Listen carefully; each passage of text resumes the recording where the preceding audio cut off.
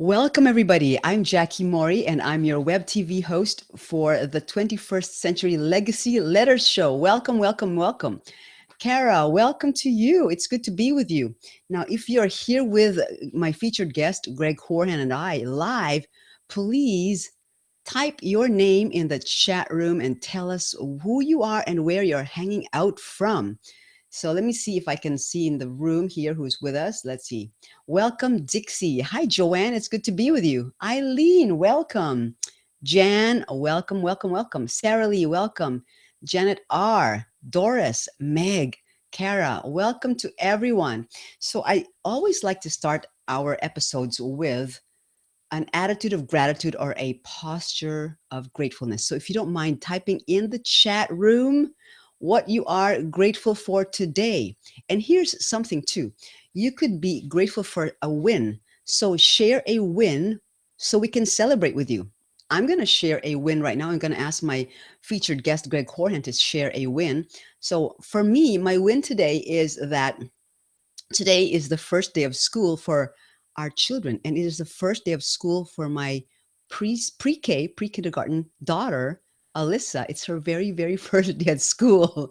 And our son, Michael, is 6 and he's in first grade. So a win for me today is I was able to get up, get dressed, get ready, get them ready, iron their clothes, right? Get them ready. And my husband and I took them to school. We got our photos taken, and so that for me is a big win, big, big, big win. Our daughter is in school now. Greg, welcome to the show. And Greg, share with us what you are grateful for, or a win that we can help you celebrate. Hey, Jackie. Let's see. Well, I'm grateful to be here today. So we had talked about this a while ago, and I'm glad we finally got it together. So I'm very grateful for that. And my big win is that the book that I wrote earlier this year, which we talked about, has now been a #1 bestseller for 8 weeks running. So I'm really thrilled about that. Wow, that's amazing. Greg, congratulations. In fact, folks, I read Greg's book last night and I read the whole thing.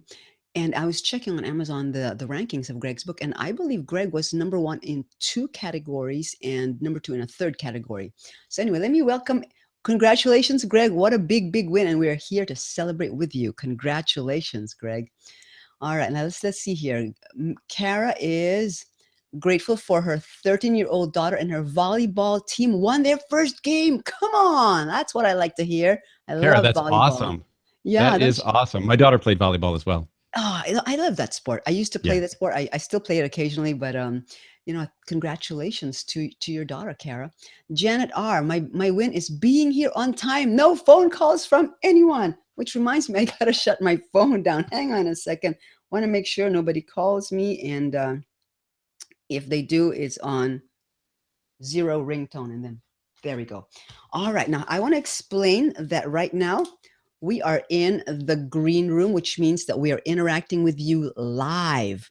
And then Greg and I are going to do the interview. I'm going to interview my featured guest, Greg Koorhan.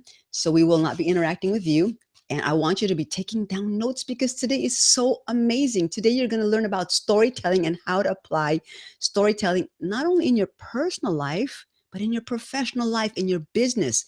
If you're writing a book, if you own a small business, if you're an entrepreneur, or if you're on a career path, you can use the power of storytelling to catapult your success. So please take notes during the interview and then stay tuned until after the interview because we're going to give away a lot of cool bonuses. Greg has 2 cool bonuses for you today. I have a cool bonus for you. And so please stay around for the live question and answer portion as well as the contest. We're going to give away a paperback copy of Greg's best-selling book, and we're also going to give you other bonuses. So stay tuned for that. All right. Now here is, let's see here. What else? Joanne says, my win is getting here on time. Oh yeah, I'm getting here on time after spending 3 hours with her prayer group. Awesome. Now, I want to quote Seth Godin. He says, leadership is the art of giving people a platform for spreading ideas that work. So I want you all to give Greg the platform, not just for you and I right now live, but I want you to share on Facebook. So, and Twitter, if you have Twitter followers. So at the bottom right of your screen, you're going to find a Facebook icon as well as a Twitter icon. Please share this broadcast. Just click on the Facebook icon and it'll pop up in a small window. It's a separate, it won't take you away from this screen that you're viewing us in. And just share it with your family and friends. Share with them. Come on, tune in live now. You're going to learn about storytelling and how it can help you catapult your success in your personal and professional lives by learning what storytelling is, how you can improve your storytelling skills, etc., etc. All right. Okay. So please share. And as soon as you share on Facebook and on Twitter, just type in, yes, you've shared it. And so let's do that. Okay. Just say, yes, you've shared it. Okay. And Doris says, my son has 6 A's and 2 B's from his GCSE result. Congratulations, Doris. That is fantastic. Good job. And Sarah Lee says, for getting a new domain name. Wonderful, Sarah Lee. Awesome.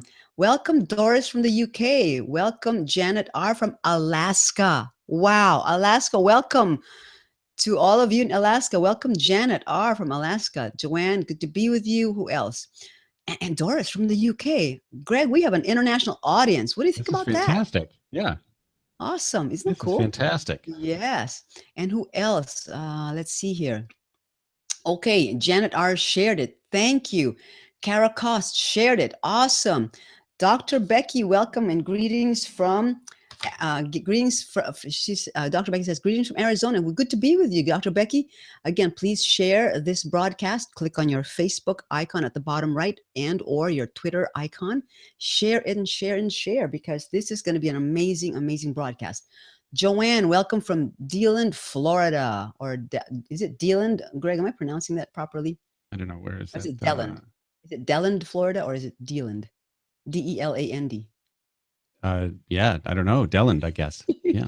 Awesome. Well, welcome, welcome, welcome, Joanne. Okay, I'm going to do a quick poll. Poll number 1. I want you to fill this out. Do you believe that storytelling is vital to your personal and professional life?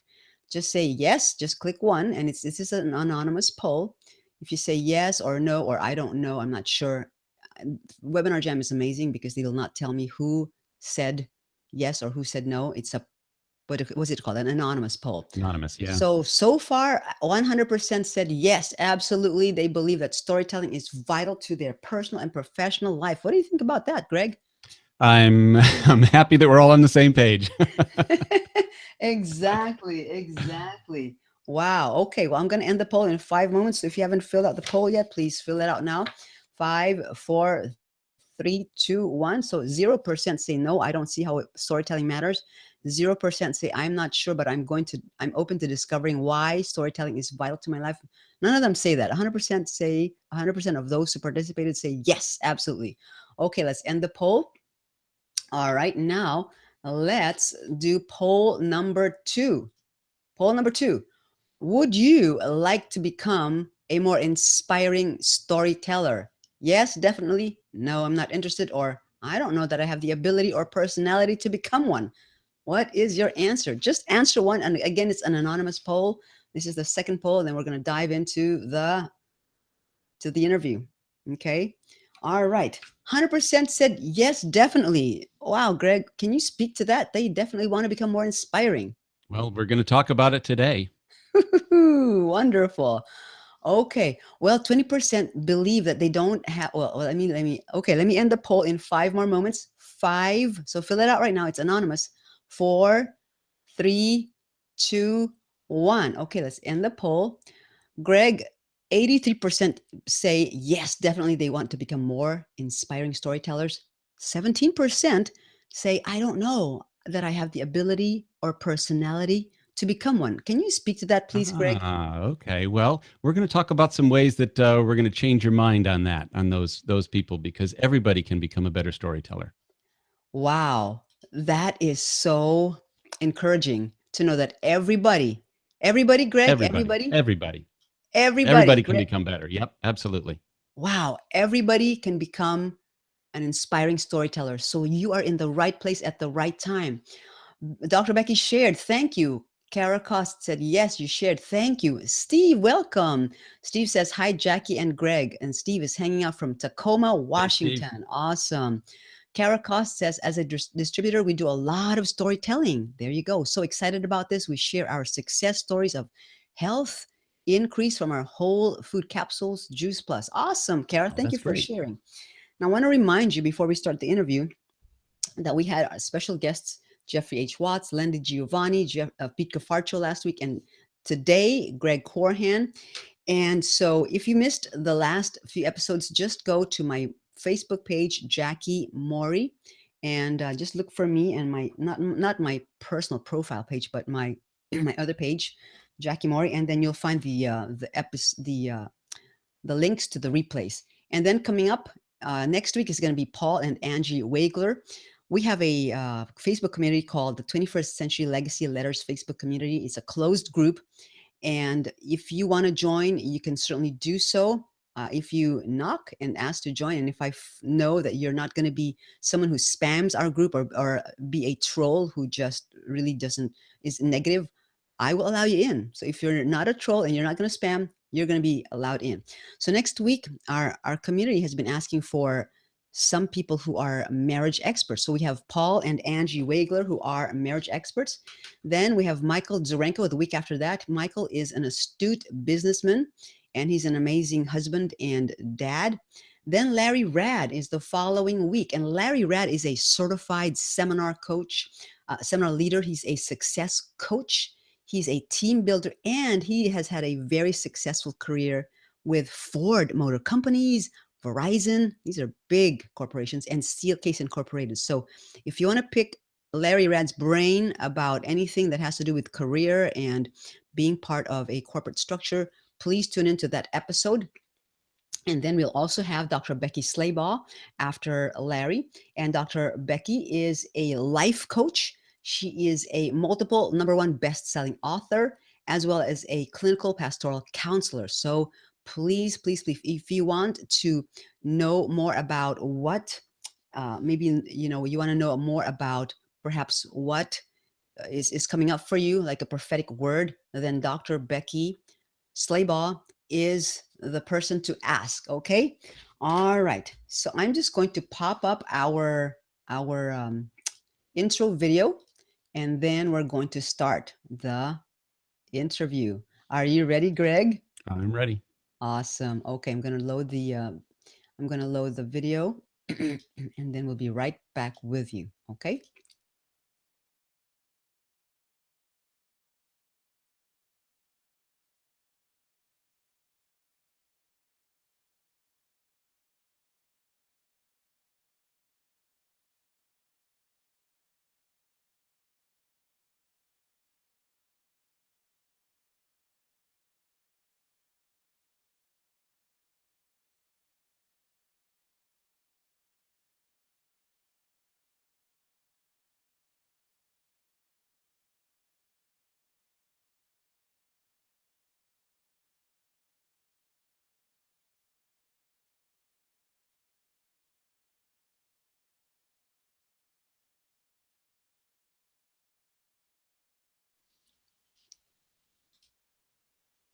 Welcome back. Now, here's one more thing I wanted to let you know. During the interview, I'm going to hold up this card and I'm just going to smile because the interview is going to be edited. Okay, so I'm just going to hold it up. And if I smile like this, don't get shocked because our video, video editor is going to put in some of our sponsors. So we're going to put that into the final version of this interview. So I'm going to count 3, 2, 1, and we're going to start. Oh, let me just welcome one more wonderful lady, Mary. Mary S is grateful for God's blessings and the prayers of good friends. Awesome. Welcome, Mary. All right. Okay. 3, 2, 1. Hi, I'm Jackie Morey. I'm a multiple #1 international best-selling author and your web TV host for the 21st Century Legacy Letters Show. Welcome, welcome, welcome. It's good to be with you today. Today, I have a very special featured guest, and I can hardly wait to ask Greg Koorhan my questions. Greg Koorhan is my featured guest. Before I do, let's take a moment to thank our sponsors. Okay, welcome back. The legacy word for this episode, for this show, is the word storytelling. Storytelling. I just love stories, don't you? I enjoy hearing stories. I enjoy reading stories. I enjoy telling stories to our kids. I get to make up stories practically every night because they ask me, Mommy, can you please tell us another adventure of Tribby? And Tribby is a squirrel that I made up. He's the oldest child in the Tribby in the squirrel family, and Tribby is he learns a lot of life lessons, and so I get to teach my children life lessons by telling adventures of Tribby the squirrel.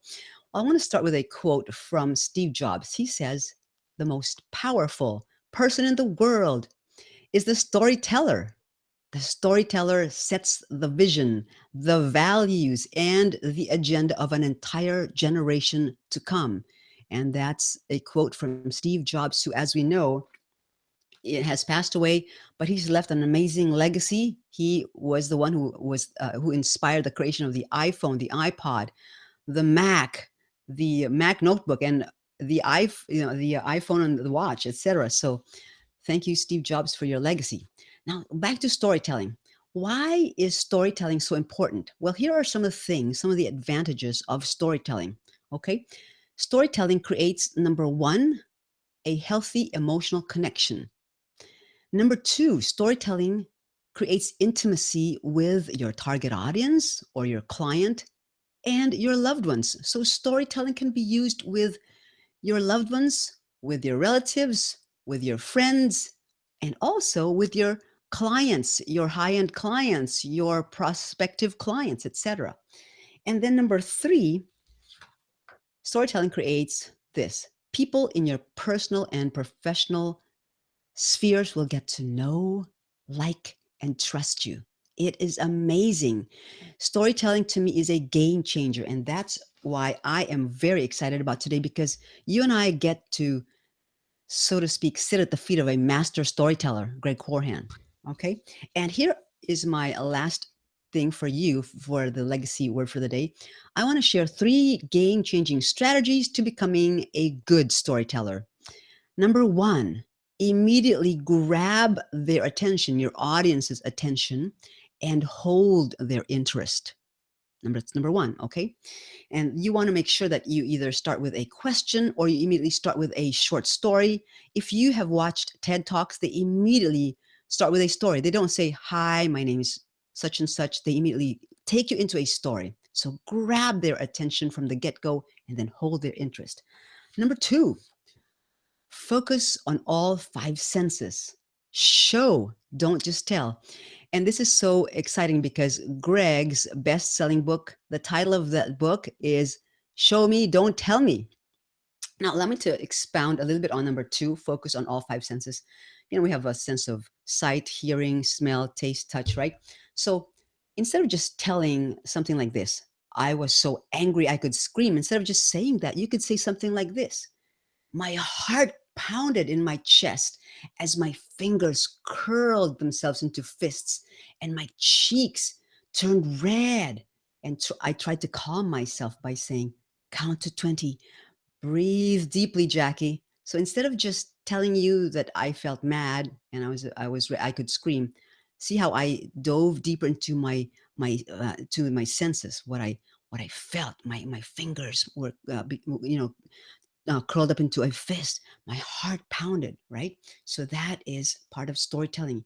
And number three, make sure your story has a good ending. Unless, of course, you're talking about maybe a sad story, then that's not the case. But do your best to end your story with a good ending, whether it's a sad story or a really inspiring story. Make sure it's a good ending. Okay. Now, I would like to introduce Greg Horhan by reading his bio.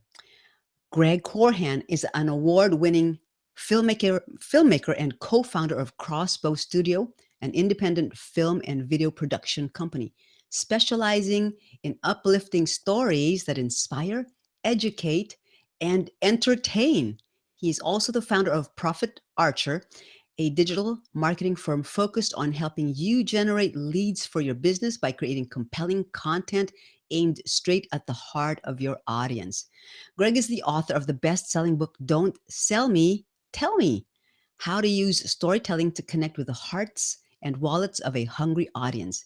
As a speaker and coach, he is happiest when he is sharing his 30 plus years of storytelling, marketing, and brand building experience to help you shortcut the process of finding your voice, changing your world, and fulfilling your dreams.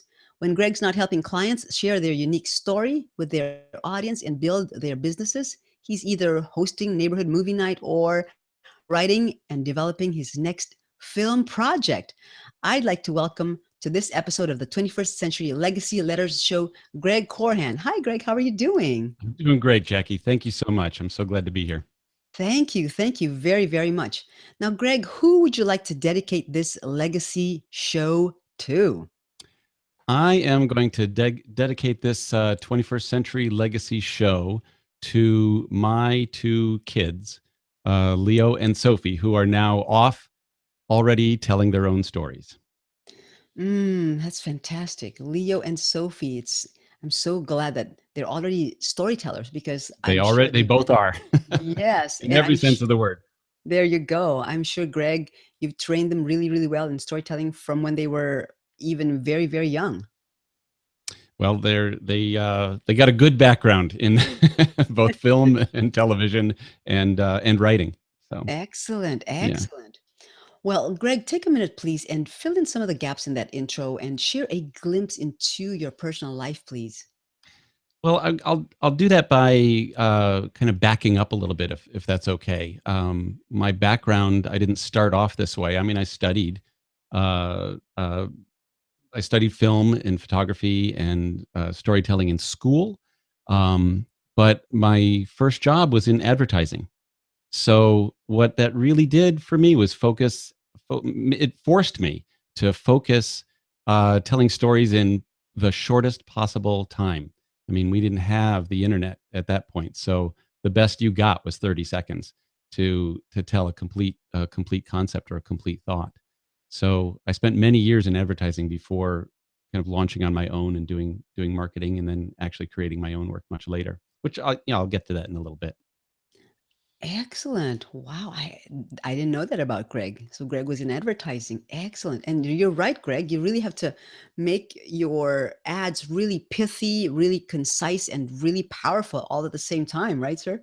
Yeah, absolutely. Absolutely. It wasn't all like Mad Men. It was it's a lot more work that went into trying to condense a message into that short time frame. So yeah.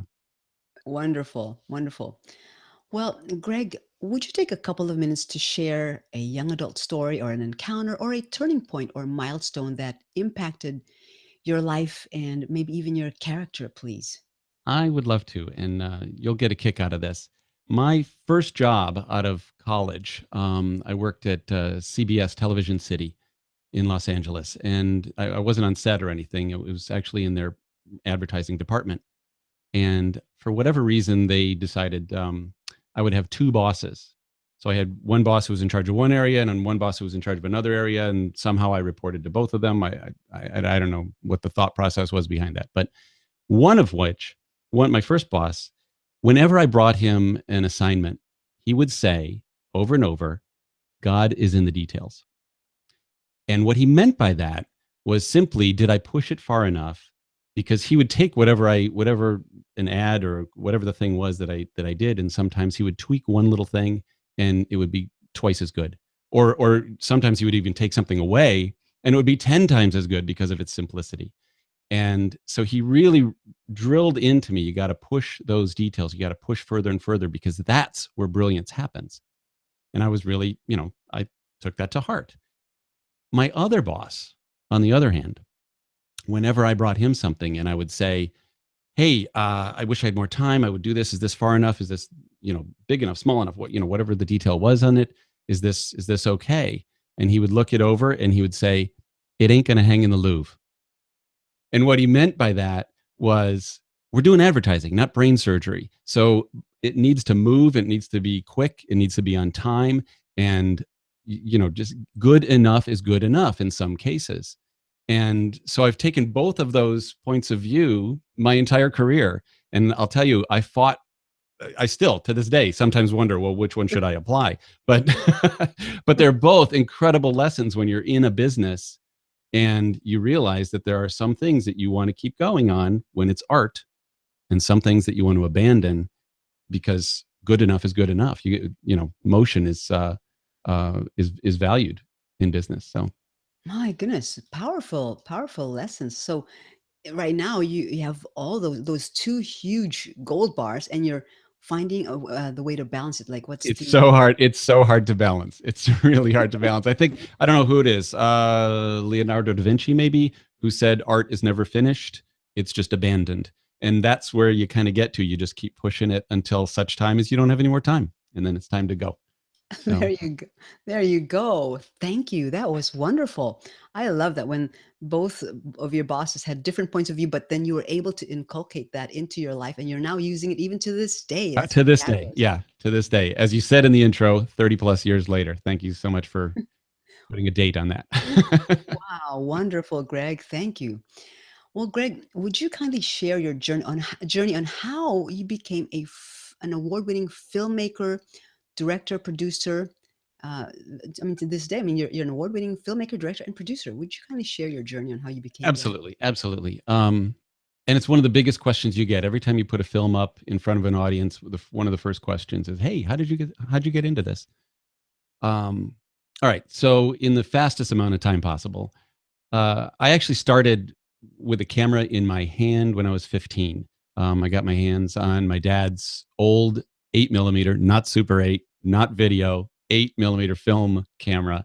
And I started just messing around, trying to create little stories. And when I couldn't even find people to do it, I would just film the kitchen table and animate stuff around. So just Wow. creating little stuff. I was fascinated by the process, just fascinated by the process. And like I said, I went to school and I studied film and I studied photography. But I ended up getting a job in advertising immediately after school because that was the safe thing to do. And I spent a couple of decades actually in advertising, marketing, and production. And while we did produce commercials, I wasn't the filmmaker on it. I was the guy who came up with the ideas, not the guy who executed those ideas.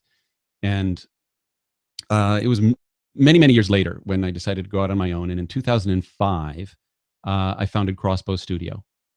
And uh, Crossbow Studio at the time, because I came out of advertising, a lot of our work was still advertising. We took on everything. We took on not just video production, but also websites and print and outdoor building, outdoor boards and all sorts of things like that. So we did a lot of different stuff. And it was about 2008 when I started to create our own original work. We had all the equipment, so we were already doing the work for other customers. So when we saved up some money and we did a short film, and we just on a lark. Actually, it was more of a challenge. Hey, can we pull this thing off? And we did, and I entered it into a local festival, and it won. And so we entered it into another festival and Wow. it did well there too. And so over the years, we've, now each film we produce, we'll stick it into festivals and they've now entertained audiences from New York to Miami, from Los Angeles to Puerto Rico to Sonoma, California to Toronto, Ontario, and Muskogee, Oklahoma. So I have Mm. never been to Alaska, but I would love to come up there and show an audience because uh, we've enjoyed every minute of it, every minute of that ride. So we're now in each project was a little bit more aggressive, a little bit more larger, a little bit more ambitious, but all self-funded. So we took it slow, and we're now in pre-development for a feature film, which who Oh. knows when it will come out, but it's in the early stages of that because we're taking on a much larger project this time. So How exciting, Greg. Thank you so much. That was really interesting how you had a camera in your hand at age 15, and then you went to school photography and you studied filmmaking, and then you went to advertising, and then after that you launched out. I love that journey because some people think it's just a straight shot. You just studied film and then you became an award-winning filmmaker. It is by no means a straight shot, and I've learned that lesson. It's quite a circuitous path. So, Wow. Thank you, Greg. Thank you so much. sure. Now, Greg, what are your top two maybe marketing strategies? Because you were in advertising and then you went on your own and launched out on your own. What are maybe two top marketing strategies um, to market your services to mid-size and perhaps even larger companies, please? Okay, so I, I liked your first of all, start using stories. That's my first strategy is start using stories because you want to. You gave a nice primer right at the opening of the show, at the top of the show, and uh, it I can't tell you what incredible benefits that has from a marketing standpoint, and the openings that it creates for you as a business owner, or even if you're an individual.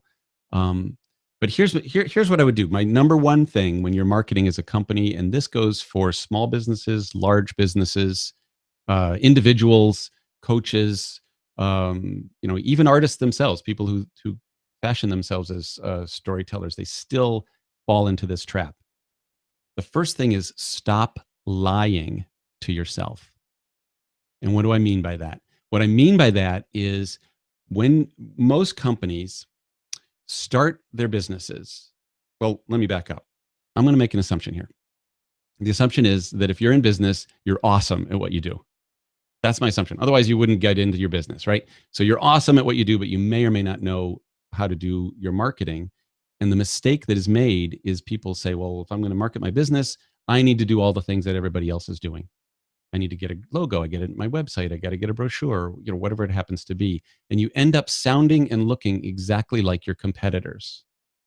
But you're at the same time, you're telling yourself, I'm doing stuff. I'm doing marketing. I'm doing things and I'm making a difference. When in fact, all you're doing is using the same jargony jargon that every other company in your industry is doing. And you are trying to build credibility, but in fact, you're building a wall between you and your customer. So if you Hmm. stop lying to yourself that it's actually working, that's the first step. So the second step is to realize that your number one goal is to make a connection with your customer. Make a connection so that, as you said earlier, they know, like, and trust you, right? So that you can convert that lead into a customer and then that customer into a loyal fan. And the only way to do that, really, the best way to do that is through storytelling. We as humans crave it. We crave stories. We learn lessons. You even I would love to hear your stories about the squirrel. But we crave stories. We crave them. Tell me another story. All kids will say. Not a single kid has ever said, "Teach me another lesson." Oh, there you go. So Exactly. so by telling stories, you innately tap into that emotional need with your customer. You can build that bridge. They'll instantly know you better. They'll like you better. They'll start to trust you the more you tell those stories and the more honest and open you are about those stories. You take a look at what your value is, what you value. That's where you're going to take your stand and tell your stories from. You're going to look at what your customer wants and what your customer values, and that overlap is where you're going to make a very heartfelt connection and turn them into long lasting fans. Mm, goodness. Greg, I'm just taking notes. I didn't want you to stop. So I wanted you to go on. But folks, if you didn't catch that, number one is stop lying. In other words, stop lying to your audience, stop lying to ourselves. Don't look like our competitors. Don't look like your competitors. And number two, I was taking notes, Greg. Realize that our number one goal is to make a connection with our customers, with our prospective clients. So awesome. Thank you so much, Greg. Well, Greg is an amazing dad. And like he shared, Leo and Sophie are now incredible storytellers in their own rights. So, Greg, would you take a few moments to share one parenting life lesson and even tell a story about that lesson, please, sir?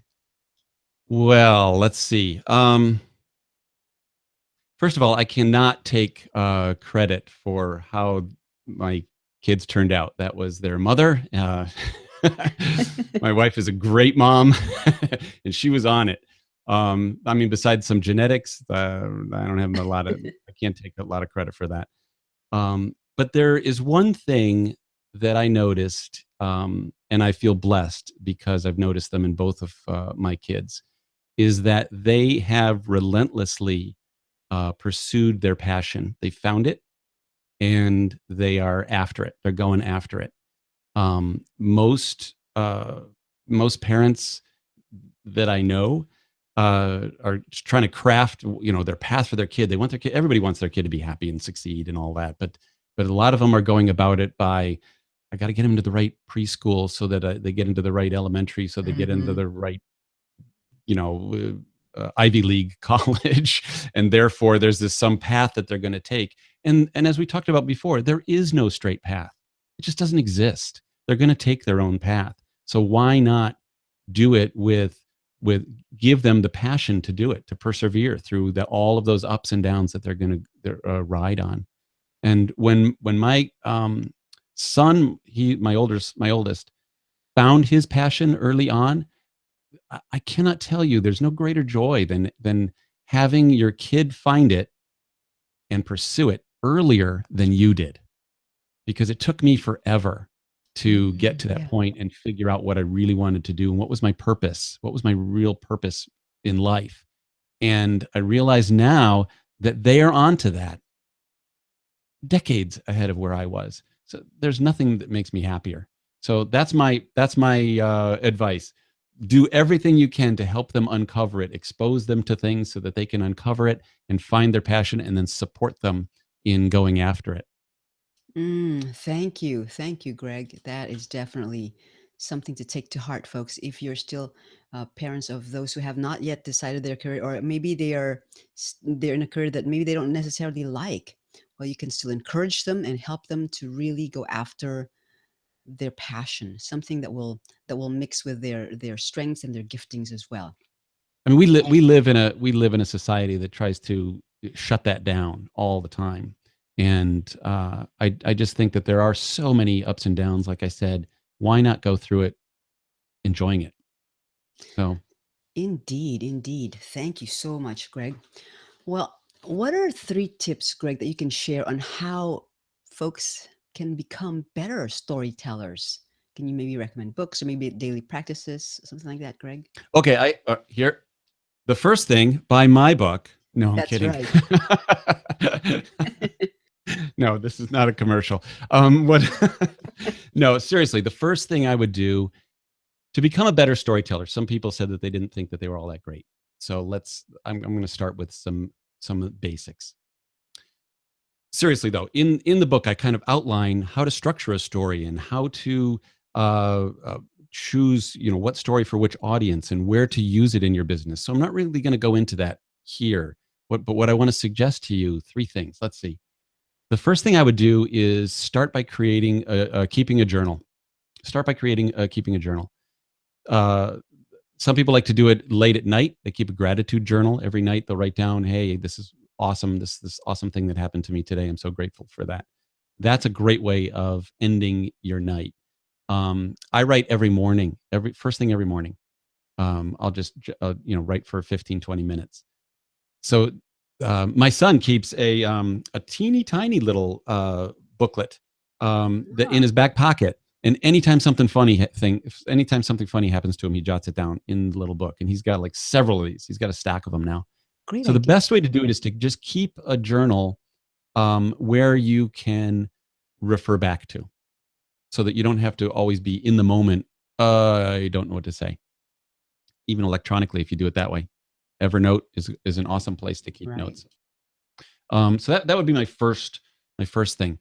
The second thing I would do is listen. They always say, to be a great writer, read. To be a great photographer, look. So to be a great storyteller, listen. You need to listen. Listen to people whom you like. right? Who you respond to. What do they do? How do they present their stories?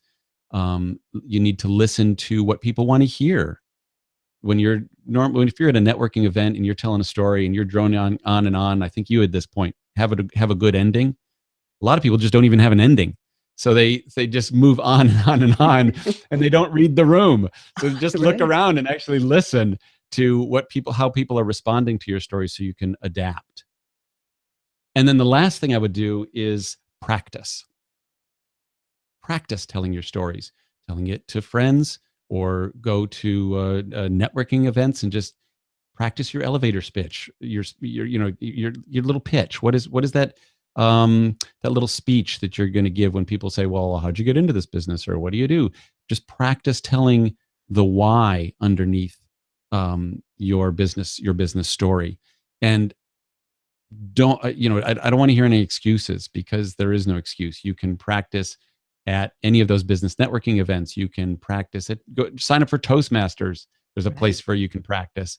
There's all sorts of places that you can practice. Is Such that great three? advice. That's three. Yeah. Yeah, such great advice, folks. Keep a journal, listen, and also practice, practice, practice. Now, let's take a few moments to thank our sponsors. Welcome back. Now we're going to talk about some of Greg's business and career life lessons or stories. So, Greg, you're an award-winning filmmaker and director. Would you share one or two business or career stories that could help not only award-winning filmmakers and directors like yourself, but others on whatever career path they're on, please? Absolutely. I want to tell you a story about the way my business has evolved, because I think this applies to basically anyone, not just, you don't have to be going to try to be a filmmaker. Um, as I said before, when I started Crossbow Studio, we were trying to be all things to all people. We were doing what any young company would do, and that is take on clients left and right, whatever they wanted. We would try to do. There was no real procedure for it. There was no real repeatable process for that. And a couple of things happened. One, we started to grow because we were taking on all sorts of business. I had about 8 employees at one point in time. We had this awesome studio just outside of Philadelphia. We were doing really well, except we made 2 mistakes. The first is we had one client, or more specifically, one type of client, make up the majority of our business. Hmm. They happened to be commercial real estate, in the commercial real estate industry. Um, so your lesson learned. Most business owners learn this one way or the other. You should never have one client the majority of your business, because Right. one, you're beholden to them. So you kind of lose that position where you can add value. You have to kind of bow to whatever their whim is. But the Yeah. second biggest thing is, if something happens to that, it directly affects you. And when the real estate industry bubble, burst in 2008, everything, it was like walking off a cliff for Mm. us. And we didn't see it coming, of course, because we just thought, well, that client just is not going to do their project now. They'll do it next month or whatever it happens to be. And we lost almost everything. It almost put us under. Oh my Um, goodness. Long story short, we had to let everybody go. We put them on 1099s. We had to give up our lease. I mean, like, we really were teetering on the edge. But there's no such thing as failure if you learn something from it. And I learned this lesson hard, which is, we took a look at it and we thought, if we're going to try to rebuild our business, what were the mistakes that we made in that? And what kind of business would we want? We were given an opportunity to rebuild our business from scratch. Mm. And so what we did was, we looked at, as I kind of mentioned before, we looked at what our core value was. What do we want to bring into the world? What types of clients will help us do that? And started refocusing the business. We started not taking certain kinds and turning away business so that we could actually choose our ideal client. And I started working much heavier with nonprofit organizations. We do films now that raise money for all sorts of worthy causes. And what ended up happening is the work that we did do got much more profitable. So we got more profitable clients. We enjoyed the working relationship better.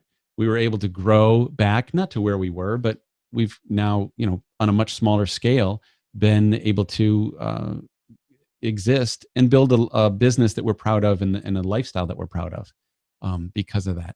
So I guess that was the lesson. There's a great book called The Art of Work by Jeff Goins.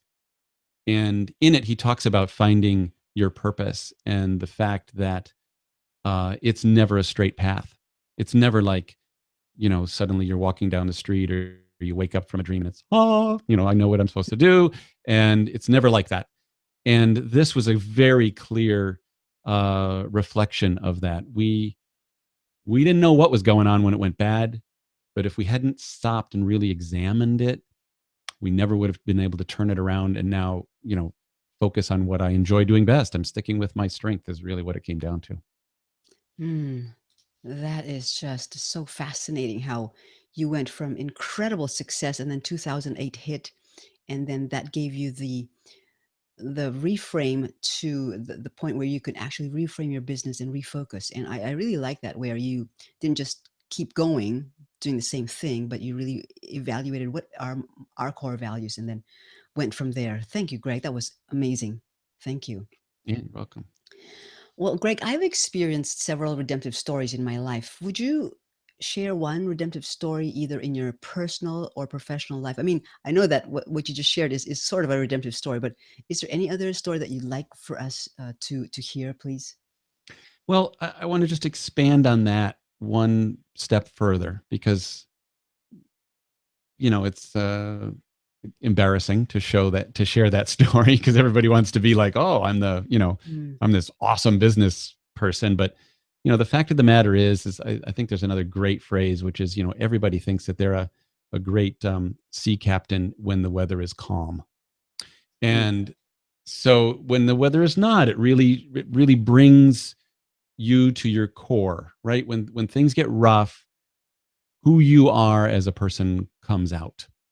And when we took the time to figure out what our core values were and what we were willing to take a stand for, that gave me the rock, if you will, that I could rebuild Crossbow Studio.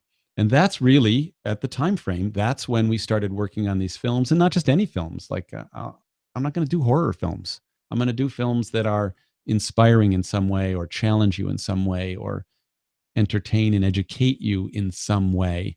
And so that's why we changed our focus, and that's why on the types of clients that is our ideal client.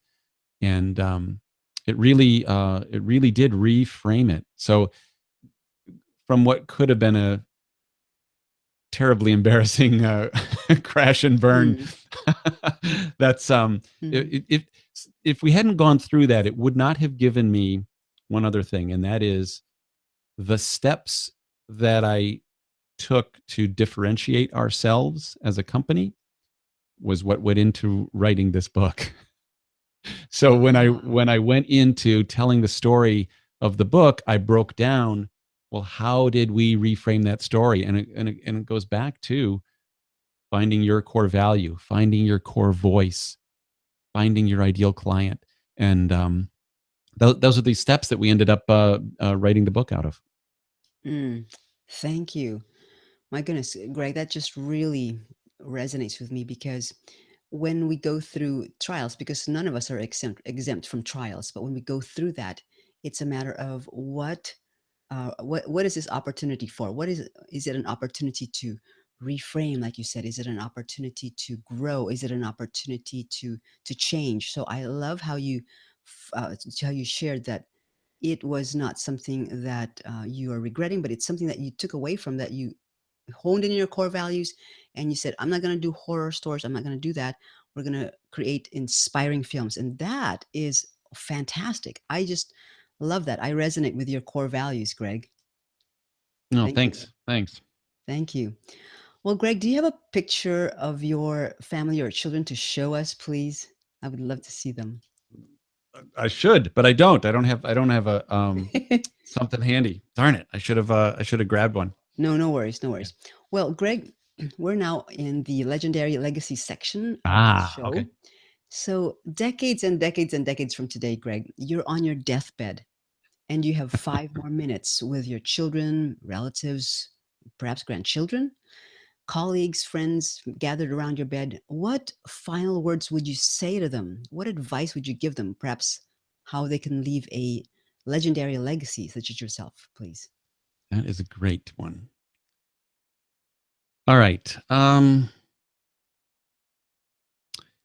I think I could sum it up pretty concisely, and that is, um, you do you.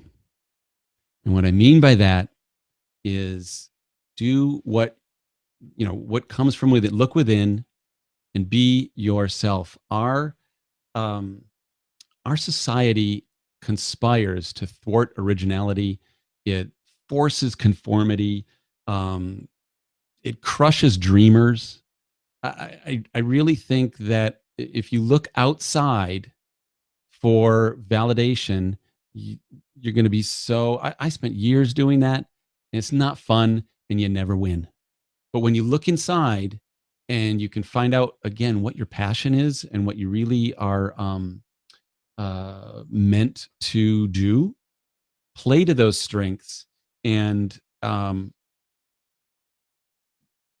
even if things don't go well, you'll still be successful. Success is such a weird term because it's usually equated with money, and it shouldn't be really. It should be more. Uh, you want to hang with the people that inspire you so that you can live an inspired life. And the best way to do that is to be the guy that would inspire you. So there we go. Hmm, powerful. Thank you so much, Greg. That's a really powerful moment. Well, Greg, we are now to the legacy sprint segment of the show. I'm going to ask you questions and you're going to answer them in 15 seconds or less. Are you ready, sir? I'm not sure I can answer anything in 15 seconds or less, but okay, go ahead. I'm ready. Okay, great. What is one reason people fail becoming successful filmmakers? The number one reason people fail is because they don't start. They're too Mm, afraid to start. there we go. Start anywhere, start shooting, pick up a camera, and you're a filmmaker. Doesn't necessarily mean you're a great one. You'll get better and better, but you will never be a great one if you don't start. Excellent. What is one How'd I do? action? Was that 15 seconds? All right, go ahead. Yeah, yeah, Oh, that's sorry, sorry. perfect. Greg, what is one action you take daily that brings you to your present career and business goals? I think the biggest thing that changed in my routine that has moved me farther than anything else that I've done is I've forced myself to get up a little bit earlier every morning to accomplish whatever that one task is. When I was writing the book, I got up 30 minutes earlier and I wrote for those 30 minutes. Even if I wrote garbage for 30 minutes, it didn't matter. I forced myself to write those 30 minutes. So getting up a half an hour earlier and going through my now morning routine has helped me more than anything else that I've tried. Excellent. Greg, what are your top three favorite books, please? Okay, well, I mentioned one of them, The Art of Work, by Jeff Goins. It's an awesome book. Let's see. The 4 Hour Work Week by Tim Ferriss was another great book. Mm-hmm. Not because it's true, it's a myth. You can't really only work 4 hours a week, Right? but it reframed the way I looked at business. He was brilliant at cutting through what the common thought of how to succeed in business is. And let's see, pure escapism. Read a classic. Read 20,000 Leagues Under the Sea by Jules Verne. That's Excellent. What's your favorite dish, Greg? A fresh grilled salmon. Oh, yummy. We have a lot of that here in the Pacific I Northwest. know you do. I used to live in Portland. Did I tell you that? You're in Portland, right? Are you in I used to Portland? live in Portland. Yeah. Yeah. Oh, okay, perfect, excellent. Well, Greg, what is your favorite vacation spot? And you probably have a lot, but what is your favorite vacation? Anywhere near the ocean. Oh, Anywhere near the ocean. Hawaii, Key West, the Outer Banks in North Carolina. I'll take any of them. okay. So no skiing, right? No No, skiing. I'm not a skier. I'm not a Okay, there you skier. go. Yeah. And what are three of your favorite hobbies or leisure activities, Greg? Three. Let's see. Let's see. Okay. Well, still photography. I would shoot even if I wasn't paid for it. So I keep doing that. Watching movies, learning about movies. I'm a Yes. avid movie goer. Um, and then, well, not a lot of people know this, but also just home renovation. I'm a maker. I like to tinker around with my hands. So yeah, that would be three things. Fabulous. And Greg, can you share one of your favorite quotes, please? I got a really good one. Um, Victor Hugo said this: "To love beauty is to see light." And I'll tell you what uh, that means. Yes, please. As I said, I'm also a still photographer, and the word photograph comes from the Greek photo or phos, which means light, and graph, which means drawing. So or writing, but or drawing. So it literally means drawing with light. And Victor Hugo was an artist as well as a writer, uh, and so I, I just think that well, that painting with light is what photography is all about. And so when I go and look through my lens, I try to bring out the beauty in the world that I see. There's another side to that quote, if I have 2 more seconds. And that is, I also believe that we as, again, a society dwell in the dark and in the shadows, and our media focuses on what's dark and wrong and messed up in the world. And to see the lighter side, the flip side of that, where there's so much more clarity and a brighter viewpoint, if you will, I actually think that that's a better way to live. So the world looks a lot more beautiful that way. So to love beauty is to see light. Excellent quote. Well, Greg, it's time to promote you. What would you like to promote? How can folks get in touch with you, please? I know you have your lower thirds there. Yeah, so you can email me right there on the lower third, info@crossbowstudio.com. Phone number's there as well if you want. But look me up on Amazon. Look, the book is available on Amazon.com. Don't wait. I'll hold it up again. There. Don't sell me. Tell me.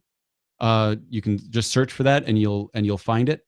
Um, that would be a huge support if somebody wants to purchase Yeah. it to keep it up there. And then, are we going to talk? Because I got a couple little free gifts. Are we going to talk about that now or later? And the Q&A. Okay, Um, perfect. and so, folks, if you're listening to the audio podcast, Crossbow Studio is CROSSBOW, Crossbow Studio, STUDIO.com. So you can reach Greg at info@crossbowstudio.com or contact Greg through his phone number 610-480-8929. Excellent. Well, folks, thank you so much for watching this episode. I want to leave you with a quote. This is from Oprah Winfrey. I'm in the storytelling business. I believe that the humanity that all of us share is the stories of our lives, and everybody has a story. Your story is as important as the next person's story. And that's from Oprah Winfrey. So, my encouragement to you is keep practicing, keep honing your storytelling skills, and go and live a life of significance and leave your legendary legacy. Thank you so much for tuning in, folks. Okay, I'm going to load. Okay, we are done with the interview. Greg, thank you, thank you, thank you. How did that feel, sir? It felt great. How'd it feel to you? I love that. I just enjoy interviewing you, Greg. And I should have you back again soon because I'm sure I have a lot of other questions for you. Janet R says, "This is a life changing. This is a life changing for a book I'm working on. It will no longer sound flat. This has been a great lesson. Good. Well, now we are in the Q&A portion. So if you have any questions for Greg, please, please, please type it into the chat room. I have a question, Greg, that came in through the survey. And here's one of the questions. How can people improve in their public speaking skills and keep their audience's interest? Ah, okay. Well, the fast answer is one of the tips that I gave earlier, and that is practice, practice, practice. Um, Especially in public speaking. If Practice small and start enlarging your audience as you go. And here's the great thing: you don't have to practice different stories. It can be essentially the same story that you just keep expanding and expanding and expanding. So that way, you take the feedback from the first time you tell it to a friend, and now you improve it for when you tell it to a small group of 4 or 5, and then you improve it again when you now talking to a room or a business meeting, and then you can tell it again when you're in front of a up on stage, and just expanding upon it. And like I said before, listen to the feedback that you get in the stories. Structure wise, again, there's lots of things that we can go through for structuring your story, but to the best way to get better is to practice it. Sign up for Toastmasters. It's a life changing, um, uncomfortable feeling, push your limits kind of a drill, but it's so worth it. It's so worth it. Yes, it is. I've been a member and I need to get back because I have slacked off this summer. Now we're going to go to the bonuses. Folks, thank you so much for staying tuned. We're going to pop up the bonuses. I want to first of all pop up Greg's freemium. And here we go. It is the 10 common storytelling mistakes to avoid. Okay, so please download that now. It is amazing. I downloaded it last night so that you can stop the mistakes that you've been making and the mistakes I've been making. And so download the 10 storytelling mistakes to avoid and just click the orange button, download now.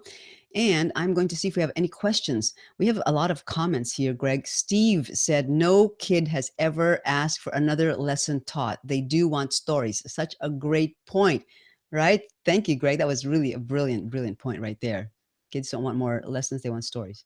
Think about it though. We've passed on lessons through stories since, I don't know, all of time. So Right. it's a really great way of couching up whatever that lesson's through some sort of a parable. Excellent. And then Joanne says, I think I'm going to do afternoon tea parties with a small group of friends. The purpose is for everyone to tell a story. Joanne, that is wonderful. That is inspiring. See, Joanne, that's awesome. That is I a great know. idea. Yeah. See, Greg, you've inspired someone to do something new that they haven't done before. That is fantastic. Fantastic. I love hearing this because this is what this show is all about, is to help we help you and I to move the needle forward, to keep moving, to keep learning, to keep growing, and to keep changing and transforming. So if you haven't downloaded it, please download the offer of Greg now. It's the bonus 10 storytelling mistakes to avoid. I'm going to um, pop in another offer after that, because it's a bonus for you because we have many bonuses today. Greg, would you like to show that book that you want to give away, please? The book that you Yeah. wrote, So your I best-selling book. have a paperback copy of the book. Can you see it? Do I have it set up right? Is there a glare going on there? Yeah. There we go. Just a tad at the top, but that's Okay. it. There There. you go. Boom.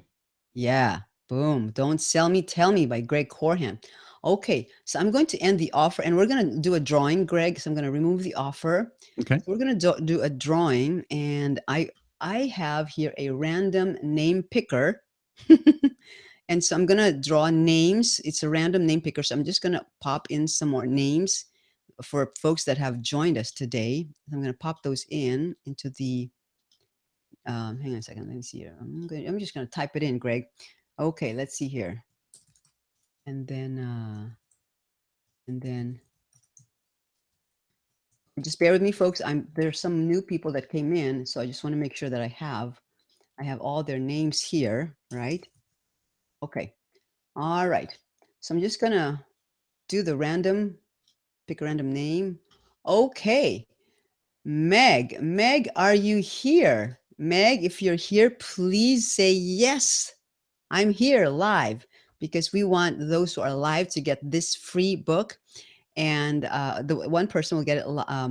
And we just need your address. So if you can, if Meg, if you're still here, because I saw you earlier. So let's see if you're still here, Meg. Please let me know. I don't see Meg, so I'm gonna draw again. I'm gonna do the random picker again because Meg's not here. So let's see. Is Catherine here? Catherine with a K. Are you here in the room? If not, we're just gonna have to keep drawing. You know what I'm saying? Catherine, are you here?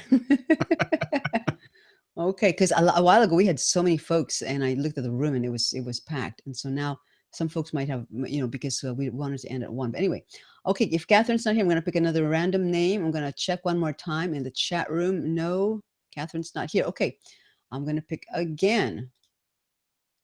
Amy, is Amy here? Let me see in the room. Amy, if you're here, let me know. Otherwise, I'm just going to eliminate all these other names, and we'll just draw from the names of those who are present. Yeah, you got Okay. to stay to the end, folks. I know, stay to the end, right? Okay. In the meantime, while I'm doing that, let me put the other bonus up. Greg's second bonus. Oh my goodness. Okay, Greg would like to give you access to a short film that he has produced. He has directed and produced. So here it is, access to Greg's short film. Click the orange button that says, give me access now. Give me access now. Okay, and then in the meantime, I'm going to just keep picking the random names and see if they're available here in the room or not. If they're not, well, we are just going to keep drawing, okay? All right. So Greg, do you have, let me put the focus on you. Can you talk a little bit about your book, please? Just the different chapters, please, while I'm doing the random names. Sure. While you go through it, I really tried to break down in this book, and it's not a hard read. It's not hard. It's not that long. We're 150 some pages. Cool. So it's an easy read. But I really tried to break down the entire process for storytelling, and it's targeted towards businesses. But like I said before, this process works. I've seen it work for individuals like musicians and artists and filmmakers and individual coaches and solopreneurs. I don't know anybody that this hasn't worked for. And I've worked with a lot of companies, both large and small. So it helps you, it's going to help you create a consistent, unique brand. We go through the structure of stories, how to find your voice for telling the stories. Uh, and as we had talked about earlier, how to hone in on the key values, the emotional connection that your audience has. There's so many great pieces. It even goes into examples of uh, where where to use them in both written form and in speaking. Stories can be written on your website, for instance, or speaking live in an elevator pitch situation. So there's lots of different stuff, and this is just between us. There's some resources in here that you can download. There's a Cool. whole workbook. Probably can't see that, right? There's a whole Yes. workbook that Love it. you can download to help you craft the stories. That gives you all sorts of other examples in there. So Excellent. there's a lot of I've gotten such great feedback that I'm so happy to share this with you today. Awesome. Well, we have a winner. We have a winner. Yeah. And Sarah Lee, if you're still here in the room, Sarah Lee, please private message us or email me your address and I can email it to Greg, or just email Greg at info@Crossbow Studio. And Sarah Lee, you have won the book, and I believe you're still in the room. Yes, you're in the room. So Sarah Lee, you have won. Congratulations. Congratulations, Sarah. All right. All We right. have a winner of the paperback book. Awesome. Now let me pop up one more, well, a couple more bonuses. So let's see here. We have a lot of bonuses today. Yeah. So I would love for This you. is fun. I love giving stuff away. Yes, I would love for you to be part of our virtual book club, which starts tomorrow. So our meeting starts tomorrow. So even whether or not you've read the book or chapters of the book Daring Greatly, it doesn't matter because we're going to share some of our takeaways. So if you want to join the book club meeting, it's virtual. It's just like this, where you don't have to travel, you don't have to get all dressed up, you don't have to, pay for gas, you don't have to bring a side dish or an appetizer to share with everybody. It's a virtual book club meeting, and it's 30 minutes long, and it's about this incredible number one New York Times best-selling book by Brene Brown called Daring Greatly. So please click on the orange button, It's a great and book. then I'm going to pop up one more bonus. So, Greg, let's see if we have any questions. Any questions from the audience about storytelling? Do you have any questions for Greg? Because while you have Greg live, you might as well take advantage of the fact that we have Greg live here with you, and you can ask this award-winning filmmaker, director, and producer. Take advantage. Ask about maybe stories for your website, or maybe stories for your business. Just ask a question, and Greg will be more than happy to answer your questions. Right, I have a Greg? question for you. If it's a virtual book club, you have to bring your own wine. Is that the deal? Oh, I like that. Bring your own wine. Yes, of course. In fact, bring your own beverage. If you want Yeah, wine, there we bring go. wine. If you want coffee, bring coffee. If you want your tea, bring tea. Whatever you prefer. If you want, something like a smoothie, feel free to bring that. Steve says, looking forward to Daring Greatly tomorrow. Excellent. Everyone, please, you're invited. It's free. It's absolutely free to be a part of this book club meeting tomorrow. And we're going to be talking about the book Daring Greatly, whether or not you've read it, but at least you'll be able to get some takeaways. Brene Brown she's been interviewed by Oprah, and she's interviewed Oprah herself several times. And she is the top researcher regarding vulnerability and how to live a life of vulnerability. Now, it doesn't mean that you're going to share everything with everybody. No, you have certain boundaries, and you only share with those that you really, really trust. So, anyway, we're going to dare greatly tomorrow. We're going to dive into that book, Daring Greatly, because we want to live a life of significance and leave legendary legacies. So, I'm going to count 5 more moments. 5. So I'm going to remove the bonus, and then I'm going to pop in another bonus. 5, 4, 3, 2, 1. Okay. And one last bonus is, let's see here. I want to give away my husband's and my best-selling book. It's Your 21st Century Business Card, and it's a number one international bestseller. So it'll help you learn how to get past your high-end clients as gatekeepers. So get your free copy today, and it's available to the replay audience for today while we're broadcasting this, and tomorrow Pacific time. Then after that, it's going to go back to its original retail price. So please download that book, get it. And in the meantime, okay, Mary says, Greg has been such an inspiration. I will be ordering his book, and I'm excited to read that. Thank you, Greg. Now will be looking for all of the filming you have done. Wonderful. Thank you, Mary. Steve has a question. Any tips on low-cost equipment doing a short film? It always seems so out of reach for non-professionals. Greg? Interesting. All right. So yeah, absolutely. First of all, thank you so much, Mary. I can't wait to hear what success comes from you reading it. I want to hear. So please let me know what you think after you've read it. Um, so Steve, that's a great question because it's easy to get to let the equipment get in the way. The biggest tip that I have is if you do the work to develop the story, it doesn't matter what it's being shot on. I don't know if you've seen it or not, but you should go see the film Tangerine, which was a Sundance favorite this last year. It was shot entirely on an iPhone. So it's a feature film, took place in Los Angeles. So yeah, it was sunny all the time, but it was, but it was shot totally on an iPhone, and they pulled off an incredible story. So it doesn't really matter what the equipment is, and you can start moving up from there. But there's great stuff that if you want to take a step up from the phone for less than $1,000, you can get a DSLR camera that shoots great video.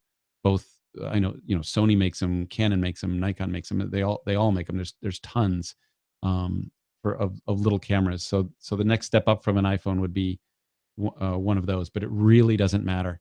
It's more about using it to tell the story. If I were to invest anything in equipment at all, it would be in audio.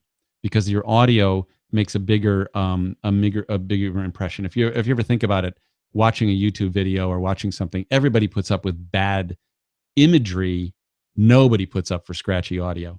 That's right. So it really has more to do with getting clean audio, if indeed that's your story, if that's part of the story. If you go to right there smack in the front of my the Crossbow Studio Films website, crossbowstudiofilms.com. There's a short film there that we did called "Give Me a Sign," which is 100% no audio. There's no Wow. dialogue whatsoever, because Love it. that was one of our challenge, was how much emotion could we get into less, how little time could we get pack the most emotion in, and we did it in less than 2 minutes. So Wow. um, so it was a short little film that it would be fun to go watch, but it was done with no audio whatsoever because we didn't want to pull a microphone out and to achieve what we wanted to achieve. I love that. I I love hope that I hope idea. that helps. Say that again, dear Greg. I said I hope that helps. Oh, I'm sure it did. By the way, Steve, my husband, he video recorded his entire MailChimp course, which he's, by the way, I'm going to brag on my husband. He is the number one MailChimp instructor on udemy.com, udemy.com. So my husband's the number one MailChimp instructor. It's on MailChimp, which is a CRM. But he recorded all of his instruction videos on his iPhone. It's not even the iPhone 6S. It's just his iPhone, I think it's 5S. So he used that as his camera and a lapel microphone, and it's resulted in really good audio and video quality, because the iPhone camera, as Greg will I'm sure affirm, is that this iPhone camera is much better than the $1 million cameras that they used back in the 70s and even the 80s, and maybe even early Yeah, you can 90s, get right? phenomenal pictures if you just spend the time. Um, you light it right, and you've got a great picture. Yes, exactly. Kara has a question. I can download the book later tonight, right? Yes, as long as you click on that, let's see, where am I now? Yeah, just click on the I want my copy now, and it's still going to be available for free today, tonight, until tomorrow. All right, I only have a Nook. Kara, you can download the Kindle application for free on any device. You can download it on your phone. I have a Kindle app on my phone. You can download it on your desktop, your laptop. It's free. Just download. Just go to Kindle application. You don't have to have a Kindle reader, not at all. You just have to download the Kindle app, and you can read all the books available on Amazon, and especially the book that we're offering right now. Okay, let's see here. Any other questions? Let's see here. Steve says, thanks for that advice, Greg. Very helpful. Excellent. Oh, good. I'm glad. Thanks, Steve. Yeah, excellent. I'm gonna pop up one more bonus for you. We just love giving away bonuses, you know. I It thought looks like it looks like it looks like Joanne had a question as well. okay, great. Um, Joanne, let's see. What is Joanne's question? What was Joanne's question? Oh, if light is centered to photographs, what is the key for moving pictures? Okay. okay, excellent. Well, we touched on part of it. I mean, there's obviously light is still just as important for moving pictures because that's part of it. It's the picture part. But the first part is the moving part, and that is really you are simply adding the element of time. You can or cannot add audio, which you can't use to a photograph, but you don't have to tell a story in a moving picture. So the key there is adding the element of time in your story. And what does that mean? That means just you're editing your pictures together in to tell a story. So you can tell a story with a single frame, you could tell a story with many frames, but adding the element of time, something happens and then something happens. That's the way you tell a moving picture story. Great. Greg, there's another question here. Barbara wants to know, do you have any tips on millennial storytelling? Perhaps, or maybe she means telling stories to the millennials. Oh, yeah. That is great. Well, here's the big secret. The, the, the same principles apply to, it doesn't matter how old you are or how young you are. What changes is what are those emotional connections, because one of the key things you need in every story, you need an emotional connection of some sort, something that's relatable, right? You need some sort of suspense or tension. Otherwise, what's the point? It doesn't, the story doesn't move forward. As Jackie said, you need a good ending. You need a resolution to the story, and you need uh, a protagonist. You need somebody in your story. That's just a fancy word for the main character, the hero of the story. It could be you. It could be the person who you're telling the story to. All of those things are still part of any story, whether you're talking to a 20-year-old, a 70-year-old, or a 5-year-old. The difference is in what the triggers are in each of them. And again, that just takes reading the audience, right? Stories are going to go faster with somebody younger. They're not going to hold their attention. Somebody's going to go in a little more detail, perhaps when they're in their middle years. It's going to be not as conceptual. It will be more literal for a younger child. So those things vary, but the structure of the story remains exactly the same. Very cool. Very cool. Okay, I'm going to remove the bonus right now. I think that was the last bonus, everyone. So you got Greg's short film. Let's see here. You got Greg's freemium. You got my husband's book. You got an invitation to the virtual book club. And let's see here. How about let's just load up Greg's book right there. Okay. There you go. Don't sell me, tell me. Show me where to get it. There you go. It's in the chat room right now. It's probably popping up in the bottom of your chat room. So Barbara says, thank you. She says, thank you for your answer. Emotional connections and ending and a protagonist hero, more detail and faster. So she got your points, You Greg. got it. Great. Beautiful. Awesome, awesome, awesome. Okay. Well, folks, if you don't have any other questions, I am going to have to say goodbye because my my husband needs this computer. It is a very important virtual meeting, and so I'm going to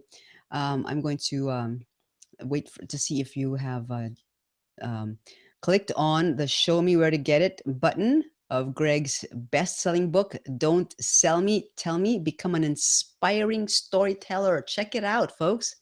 Okay. So I'm going to say goodbye, but I'm going to keep the chat room open for a few moments. But I want to thank all of you for attending live, and for those watching the replay, thank you for watching the replay. And I'd like to thank Greg Koorhan. Thank you. What an honor to be with you. What a delight to get to know more of your story. And thank you. And if people are thanking you. Janet R says thank you, and Barbara says she just bought your book. There you go, Greg. More sales. Oh, wow. Thank you. So I want to give you the final word, sir. Final word. Final Oh, thoughts. Jackie, this was my pleasure. Like I said, I really love sharing this stuff. This is my favorite thing to do. So I really appreciate the opportunity to talk to everybody. And you guys have been great. You guys have been great in the chat. Yes, excellent. And Dr. Becky just bought your book. She says, just bought it. Thank you. Joanne says, thanks, Jackie and Greg. Really enjoyed this one. And I bought your book. She says, she bought your book, Greg. And I think Joanne had a guest today. She invited Kara. So thank you, Joanne, for inviting your guest, Kara, to be part of this episode. Thank you, thank you, thank you. Folks, feel free to invite as many people as you'd like. Again, today was Greg Koorhan. Today we had the awesome opportunity to be with Greg. And then next week, we're going to have, I'm looking over there because I'm looking at who's next week. And next week, we have Paul and Angie Wiggle. That's my calendar over there. I'm not looking at the camera because there's a calendar over there. But Mary says, Mary's online to get the book. Awesome. So you're getting a lot of book purchasers. Barbara says you have a great smile, heart, and talents. Awesome. There you go, Greg. A lot of fans for you today. A lot of fans. I think she's talking about you. I don't know about it. I've been with them for a while. Okay. Well, folks, thank you. Thank you so much. Joanne says, awesome meeting. All righty. Well, we love having you live. We love being with you. You are worthwhile. You are destined for greatness, and Greg and I want to see you succeed, especially in your storytelling. So keep practicing, keep reading, keep listening, and we look forward to being with you again next week on the next episode of the 21st Century Legacy Letters Show. Have a great rest of your day, folks. Goodbye. Bye, everybody. Thank you. Thank you, Greg. Thanks, Jackie. I'm going to stop.